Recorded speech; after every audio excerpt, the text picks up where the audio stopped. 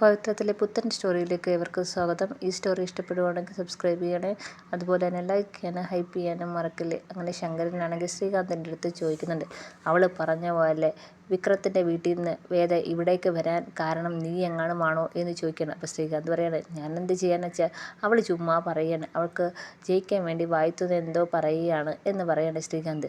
അപ്പോൾ അങ്ങനാണെങ്കിൽ കുഴപ്പമില്ല, നേരെ മറിച്ച് അതിനെന്തെങ്കിലും ഒരു പങ്ക് നിനക്കുണ്ടെന്ന് ഞാൻ എപ്പോഴെങ്കിലും അറിഞ്ഞാൽ അതോടെ നിൻ്റെ ഈ വീട്ടിലെ ജീവിതം ഞാൻ അവസാനിപ്പിക്കും എന്ന് പറയുകയാണ് എന്നും പറഞ്ഞ് ശങ്കരൻ അങ്ങ് പോവാണ്. അപ്പോൾ ശ്രീകാന്ത് ഇങ്ങനെ പേടിച്ചിങ്ങനെ ആലോചിക്കുകയാണ്, ഇനി അച്ഛനെങ്ങാനും അറിഞ്ഞു കഴിഞ്ഞാൽ എല്ലാ പ്രശ്നവും ആവുമല്ലോ എന്നിങ്ങനെ ശ്രീകാന്ത് ആലോചിക്കുകയാണ്. ഉടനെ തന്നെ ചന്ദ്രശേഖരനെ വിളിക്കുന്നുണ്ട്. വിളിച്ചിട്ട് കാര്യങ്ങളൊക്കെ പറയുന്നുണ്ട്.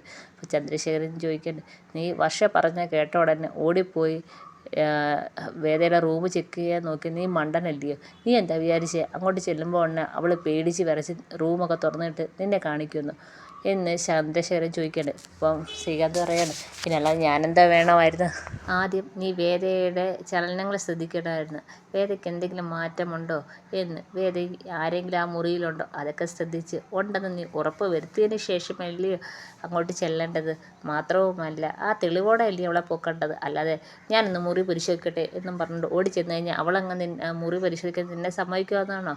ഒന്നാമത് നിന്നെ അവൾക്ക് കണ്ടുകൂടാ, അന്നേരം നീ ഓടി മുറി പരിശോധിക്കാൻ ചെന്നേക്കുന്നത് എന്നും പറഞ്ഞ് ചന്ദ്രശേഖർ ഒത്തിരി വഴക്ക് പറയുന്നുണ്ട് ശ്രീകാന്തിൻ്റെ. അപ്പോൾ ശ്രീകാന്ത് പറയുന്നുണ്ട്, ഞാൻ വിചാരിച്ച അവസാനം അവൾ ഈ കാര്യങ്ങളെല്ലാം അച്ഛനോട് പറയുന്നു, അങ്ങനെ വരെ ഞാൻ ഭയന്നെന്ന് ശ്രീകാന്താണെങ്കിൽ ചന്ദ്രശേഖരൻ അടുത്ത് പറയാണ്. അപ്പോൾ ചന്ദ്രശേഖരൻ പറയാണ്, അത് നീ ഒന്ന് സൂക്ഷിക്കുന്നത് നല്ലതാണ്. എപ്പോഴാണ് അവൾ നിൻ്റെ കാര്യങ്ങളൊക്കെ ശങ്കരനോട് പറയുന്നതെന്ന് പറയാൻ പറ്റത്തില്ല. അതോടെ നിൻ്റെ അവിടുത്തെ ജീവിതം അവസാനിപ്പിക്കും ശങ്കരൻ എന്ന് ശ്രീകാന്തിൻ്റെ മുന്നറിയിപ്പ് നൽകുകയാണ്. അങ്ങനെ ഈ സമയത്ത് വിക്രം മുറിയിലേക്ക് തിരിച്ചു വന്ന് അപ്പോൾ വേദയെടുത്ത് പറയുന്നുണ്ട്, ഇതൊക്കെ കൊണ്ടാണ് ഞാൻ പറഞ്ഞത് ഈ മുറിയിലെ താമസം അത്ര എളുപ്പമുള്ള കാര്യമല്ല. ആരെങ്കിലും കണ്ടു കഴിഞ്ഞാൽ അത് നിനക്ക് കൂടെ പ്രശ്നമാണെന്ന്. അപ്പോൾ വേദ പറയാണ്, അത് ആയിക്കോട്ടെ, ഇപ്പം എന്തായാലും ഇങ്ങനെ പോയേ പറ്റൂ, കുറച്ച് ദിവസം കൂടെ പോയാൽ മതി. അപ്പോഴത്തേക്ക് ഞാൻ മുൻകൂർ ജാമ്യം എടുക്കാം.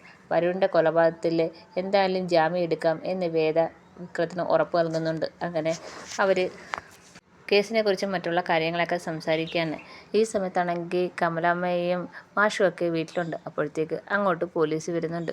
പോലീസ് വരുമ്പം തന്നെ നേരെ വന്ന് മാഷിനെയും കമലമ്മയും വിളിക്കുന്നുണ്ട്. വിളിച്ചിട്ട് വിക്രത്തിൻ്റെ കാര്യങ്ങളൊക്കെ ചോദിക്കുന്നുണ്ട്. അപ്പം മാഷ് പറയാണ്, ഞാൻ നേരത്തെ പറഞ്ഞിട്ടുണ്ട് വിക്രം എവിടെയാണെന്ന് എനിക്കറിയത്തില്ല, പിന്നെ നിങ്ങൾ എന്തിനെ എപ്പോഴും വന്ന് ഞങ്ങളെ ശല്യപ്പെടുത്തിയെന്ന് ചോദിക്കുകയാണ്. അപ്പം സി ഐ പറയാണ്, നിങ്ങളെ ശല്യപ്പെടുത്തിയാലല്ലേ അവൻ പുറത്ത് കിടത്തുള്ളൂ എന്ന് ചോദിക്കുകയാണ്. തെറ്റ് ചെയ്യാത്ത എൻ്റെ മോനെ എന്തിനാണ് നിങ്ങളിങ്ങനെ ബുദ്ധിമുട്ടിക്കുന്നതെന്ന് മാഷ് ചോദിക്കുകയാണ്. തെറ്റ് ചെയ്യാത്തവനോ? അവനിപ്പം എതിരെ അടുത്ത കേസും വന്നിട്ടുണ്ട്. ആ ശ്രീനിവാസൻ്റെ കൂടെ പോയി മാർക്കറ്റ് ലഹളയ്ക്ക് കൂട്ടുനിന്നതും അവനതിൻ്റെ മുൻപന്തിയിലുള്ള കാര്യവും ഒക്കെ സി ഐ പറയുന്നുണ്ട്.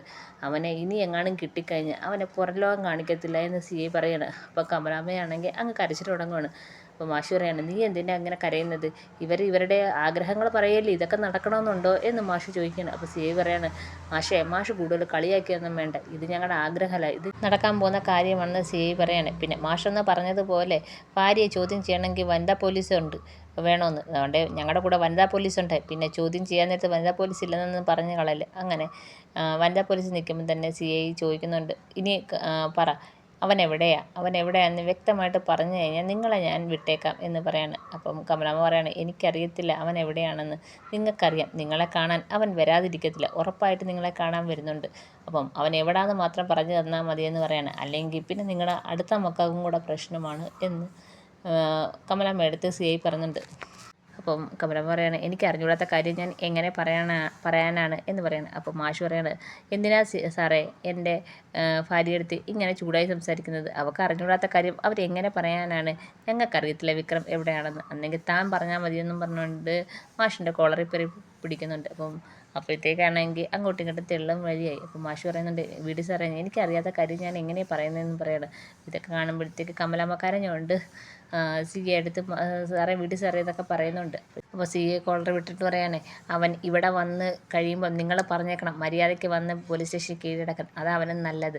അല്ലാതെ ഞങ്ങളായിട്ട് പിടിക്കേണ്ടി വന്നു കഴിഞ്ഞാൽ ചിലപ്പോൾ അവൻ്റെ ജീവൻ പോലും ബാക്കി വെച്ചേക്കത്തില്ല എന്ന് സി ഐ പറയാണ്. അങ്ങനെ പറഞ്ഞിട്ട് പോവുകയാണ്. ഇതൊക്കെ കേൾക്കുമ്പോഴത്തേക്ക് കമലാമ്മയ്ക്ക് ഭയങ്കര സങ്കടവും കരച്ചിലും വരുന്നുണ്ട്. പെട്ടെന്ന് കമലാമ്മ അങ്ങ് ബോധം കെട്ട് വീഴുകയാണ്. മാഷാണെങ്കിൽ പിടിക്കുന്നുണ്ട്. വിശ്വത്തെയും നയനെയൊക്കെ വിളിക്കുന്നുണ്ട്. അങ്ങനെ അവർ നേരെ ഹോസ്പിറ്റലിലേക്ക് കൊണ്ടുപോയിരിക്കുകയാണ് കമലാമ്മയെ. കമലയ്ക്ക് ഒട്ടും വയ്യാത്ത ഒരവസ്ഥയാണ്. അങ്ങനെ ഡോക്ടർ പരിശോധിച്ച് കമലാമ്മയെ അവിടെ അഡ്മിറ്റ് ചെയ്യുകയാണ്. അപ്പോൾ മാഷാണെങ്കിൽ ശ്രീജയുടെ അടുത്ത് വിശ്വത്തിൻ്റെ അടുത്തൊക്കെ പറയുന്നുണ്ട്, കുഴപ്പമൊന്നുമില്ലല്ലോ, നിങ്ങൾ വീട്ടിൽ പൊക്കോ, വീട്ടിൽ ആരെങ്കിലുമൊക്കെ വേണ്ടേ, ഇല്ലെങ്കിൽ ആ വാസവൻ്റെ ആൾക്കാരെല്ലാം തല്ലി തകർക്കും എന്ന് പറയാണ്. അങ്ങനെ വിശ്വവും ശ്രീജയും നേരെ വീട്ടിലേക്ക് പോവുകയാണ്. അങ്ങനെ വീട്ടിലെത്തുന്ന ശ്രീജയാണെങ്കിൽ വേദയെ വിളിച്ച് കാര്യങ്ങളൊക്കെ പറയുന്നുണ്ട്. അപ്പോൾ വേദ ചോദിക്കുകയാണ്, അയ്യോ എന്ത് പറ്റി അമ്മയ്ക്ക് വല്ല കുഴപ്പമുണ്ടോ എന്ന് ചോദിക്കണ്ട. ഏയ് കുഴപ്പമൊന്നുമില്ല, ഞങ്ങൾ ഹോസ്പിറ്റലിൽ നിന്ന് ഇപ്പം വന്നേ ഉള്ളൂ, കുഴപ്പമൊന്നുമില്ല, നീ പേടിക്കണ്ട എന്ന് ശ്രീജയെ വേദയെ സമാധാനിപ്പിക്കുന്നുണ്ട്. അപ്പം വിക്രം ചോദിക്കണേ, എന്താ വേദ, എന്താ കാര്യം എന്ന് ചോദിക്കുകയാണ്. അമ്മയ്ക്ക് എന്ത് പറ്റിയെന്നാണ് പറഞ്ഞ ശ്രീജേട്ടത്തി. അപ്പം വേദ പറയണേ, അത് അമ്മയ്ക്ക് സുഖമില്ലെന്ന്, അമ്മയ്ക്ക് പെട്ടെന്ന് കുഴഞ്ഞു വീണെന്ന്, അങ്ങനെ ഹോസ്പിറ്റലിൽ അഡ്മിറ്റ് ആണെന്ന് പറയണത്. ഇത് കേൾക്കുമ്പോഴത്തേ വിക്രം ചടി നിൽക്കണം. അമ്മയ്ക്ക് എന്ത് പറ്റിയെന്ന് ചോദിക്കണം. അത് പോലീസുകാർ വിക്രത്തെ അന്വേഷിച്ച് നടക്കുകയല്ലേ, വീട്ടിൽ വന്ന് എന്തൊക്കെയോ പറഞ്ഞ്, അതൊക്കെ കേൾക്കുമ്പോഴത്തേക്ക് അമ്മ പെട്ടെന്ന് തലറങ്ങി വീണെന്ന ശ്രീചേട്ടത്തി പറഞ്ഞതെന്ന് വേദയാണെങ്കിൽ പറയാണ്. എനിക്ക് അമ്മയെ കാണണമെന്ന് പറഞ്ഞ് വിക്രം ചാടി എണീക്കുകയാണ്. അപ്പം വേദ പറയാണ്, വിക്രം ഇങ്ങനെ നടന്ന് ബഹളം വെക്കാതെ, ഇവിടെ കിടന്ന് ബഹളം വെച്ച് കഴിഞ്ഞാൽ ആരെങ്കിലും കേൾക്കും, നമുക്ക് പതുക്കെ പോയി കാണാം, ഇപ്പം വിക്രത്തിനെ പോയി കാണാൻ പറ്റത്തില്ല എന്ന് പറയാണ്. പക്ഷേ വിക്രമാണെങ്കിൽ ഭയങ്കരമായിട്ട് കിടന്ന് വാശി പിടിക്കുകയാണ്. എനിക്ക് അമ്മയെ കണ്ടേ പറ്റത്തുള്ളൂ എന്നും പറഞ്ഞുകൊണ്ട് ഭയങ്കരമായിട്ട് വാശി പിടിക്കുകയാണ്. അവസാനം വേദ പറയാണ്, ശരി ഞാൻ കൊണ്ടുപോകാം എന്ന് പറയാണ്. അങ്ങനെ ആരും കാണാതെ വിക്രം ആ വീട്ടിൽ നിന്ന് ഇറങ്ങുകയാണ്. ബാൽക്കണി വഴി ചാടിയാണ് ആരും കാണാതെ പുറത്തിറങ്ങുന്നത്.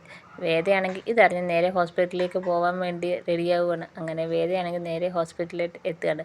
കൂടെ വിക്രമും ഉണ്ട്. വേദ കാറിലാണ് വരുന്നത്. ആരും കാണാതെ വിക്രമും കാറിൽ കയറുന്നുണ്ട്. അങ്ങനെ നേരെ ഹോസ്പിറ്റലിൽ എത്തുന്നുണ്ട്. അപ്പോൾ വേദയാണെങ്കിൽ നേരെ റൂമിലേക്ക് ചെല്ലുന്നുണ്ട്. വിക്രമാണെങ്കിൽ തലയൊക്കെ മറിച്ച് മാസ്കൊക്കെ ഇട്ട് ആർക്കും മനസ്സിലാവാത്ത രീതിയിലാണ് പോകുന്നത്. ആദ്യം ചെന്ന് വിക്രമാണെങ്കിൽ ഡോറിൽ തട്ടുന്നുണ്ട്. ഡോറിൽ തട്ടുമ്പോൾ മാഷ് വന്ന് തുറക്കുവാണ്. അപ്പം എന്താണെന്ന് ചോദിക്കുകയാണ്. അപ്പോഴത്തേക്ക് തലയിൽ ഇരിക്കുന്ന മുണ്ടും മാസ്കൊക്കെ മാറ്റുമ്പോൾ വിക്രം എന്ന് വിളിക്കുകയാണ്. മോനെ ആരും കണ്ടില്ലേ നീ ഇങ്ങോട്ട് വന്നത് എന്ന് മാഷ് ചോദിക്കുകയാണ്. ആരും കണ്ടില്ല അച്ഛാ, അമ്മയ്ക്ക് എന്തോ വയ്യായ്മയുണ്ടെന്ന് അറിഞ്ഞ്. അത് നീ എങ്ങനെ അറിഞ്ഞ്? അതൊക്കെ ഞാൻ അറിഞ്ഞ്. അങ്ങനെ അകത്തേക്ക് ചെന്ന് നോക്കുമ്പം കമലമ്മ ഇങ്ങനെ കിടക്കുകയാണ്. പെട്ടെന്ന് അമ്മയെന്ന് വിളിക്കുമ്പോഴത്തേക്ക് ചാടി എണീക്കുകയാണ്. മോനെ എന്നും പറഞ്ഞുകൊണ്ട് ചാടി എണീക്കുകയാണ്. അങ്ങനെ വിക്രത്തെ കെട്ടിപ്പിടിക്കുകയൊക്കെ ചെയ്യുന്നുണ്ട്. അപ്പോൾ നീ എവിടെയായിരുന്നു, നീ എങ്ങനെ അറിഞ്ഞു ഞാൻ ഹോസ്പിറ്റലിലാണെന്ന് ഒക്കെ ചോദിക്കണം. ആ സമയത്താണ് വേദ ഇങ്ങോട്ട് വരുന്നത്. വേദ വന്നിട്ട് ഡോറ് തട്ടുമ്പോൾ ഉടനെ മാഷ് ഡോറ് തുറക്കുന്നുണ്ട്. ഈ സമയത്ത് വിക്രമാണെങ്കിൽ കയറി ഒളിച്ചിരിക്കുകയാണ്. വേറെ ആരോ വന്നതാണെന്ന് പറഞ്ഞാൽ അവിടെ കയറി ഒളിച്ചിരിക്കുന്നുണ്ട്. അപ്പം വേദയാണെന്ന് അറിയുമ്പോഴത്തേക്ക് വിക്രം ഇറങ്ങി വരുന്നുണ്ട്. അപ്പം വേദ വിക്രത്തെ കണ്ടിട്ട് ഞെട്ടുന്നൊന്നുമില്ല. അപ്പം സംശയത്തോടെ കമലമ്മ വിക്രത്തിൻ്റെ അടുത്ത് ചോദിക്കുകയാണ്, വേദയെ കണ്ടിട്ട് നീ എന്താ കയറി ഒളിക്കാഞ്ഞത്, വേദ കാണുന്നതിന് ഒരു കുഴപ്പമില്ലേ എന്ന് ചോദിക്കുകയാണ്. അപ്പം വിക്രം പറയാണ്, ഒരു കുഴപ്പമില്ലമ്മേ, ഞാനിപ്പം വേദയുടെ കൂടാണെന്ന് പറയാണ്. ഇത് കേൾക്കുമ്പോഴത്തേക്ക് മാഷും കമലമ്മയും ഞെട്ടുകയാണ്. വേദയുടെ കൂടെ എവിടെ? അപ്പം വേദ പറയാണ്, അത് എൻ്റെ വീട്ടിൽ തന്നെയാണ്, അമ്മ പേടിക്കണ്ട, വിക്രത്തിന് ഒരു കുഴപ്പവും ഉണ്ടാവാതെ ഞാൻ നോക്കിക്കോളാം എന്ന് പറയാണ്. അപ്പം വിക്രം ആണെങ്കിൽ കമലമ്മ എടുത്ത് പറയാണ്, ഞാൻ വരുണിനെ കൊന്നിട്ടില്ലമ്മേ, അവരെന്നെ കള്ളക്കേസിൽ കൊടുക്കാൻ നോക്കിയതാണ്. അപ്പോൾ കമലമ്മ പറയാണ്, എനിക്കറിയാം നീ അങ്ങനെ ചെയ്തിട്ടില്ലെന്ന്. അപ്പം മാഷ് പറയാണ്, നീ വേദയുടെ കൂടെയാണോ, എവിടെയാണ് നീ കഴിയുന്നത് എന്ന് ചോദിക്കുകയാണ്. അത് വേദയുടെ വീട്ടിൽ തന്നെ. വേദയുടെ വീട്ടിലോ? ആരും കണ്ടില്ലയോ നീ അവിടെ താമസിക്കുന്നത്?